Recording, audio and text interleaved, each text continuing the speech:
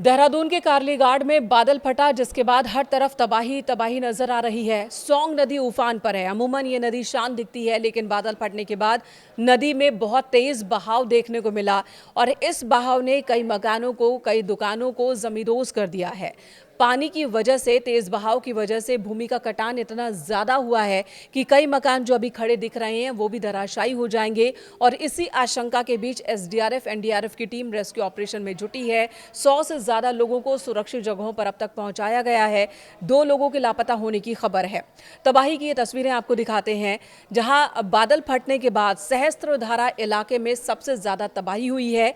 ये इलाका एक टूरिस्ट स्पॉट है। यहाँ पर बड़ी संख्या में लोग आते हैं जो कि नेचुरल झील में नहाने के लिए, नेचुरल झील में मस्ती करने के लिए आते थे। सहस्त्रधारा में नेचुरल एक झील है जिसके आसपास ही होटल, दुकान, मकान बहुत बड़ी संख्या में बने हुए थे, लेकिन यहाँ भारी तबाही मची है। अब यहाँ मलबा ही मलबा है। जहाँ पर सैलानियों की किलकिलाहट गूंजती थी, जहाँ पर सैलानियों की चहलकदमी होती थी, वहाँ पर अब उस तस्वीर को हासिल करने में एक लंबा वक्त लग जाएगा। जहाँ पर सैलानियों की मौजूदगी होती थी, वहाँ अब तबाही के निशान नजर आ रहे हैं।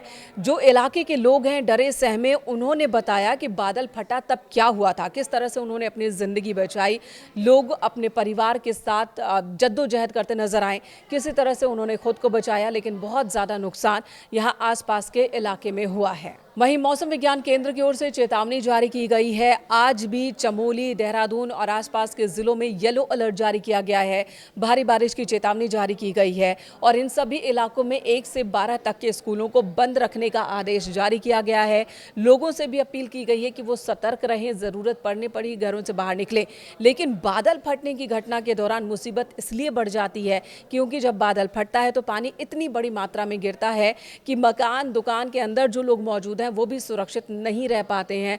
मकानें बह जाती हैं, जमीन खिसक जाती है, नींव में दरार पड़ जाती है, जिसकी वजह से आने वाले दिनों में भी इन इलाकों में नुकसान देखने को मिलता है। इस बार उत्तराखंड की बात की जाए तो इस मॉनसून सीजन में 8वीं बार बादल फटा है अलग अलग हिस्सों में, जिसकी वजह से इन हिस्सों में तबाही मची है।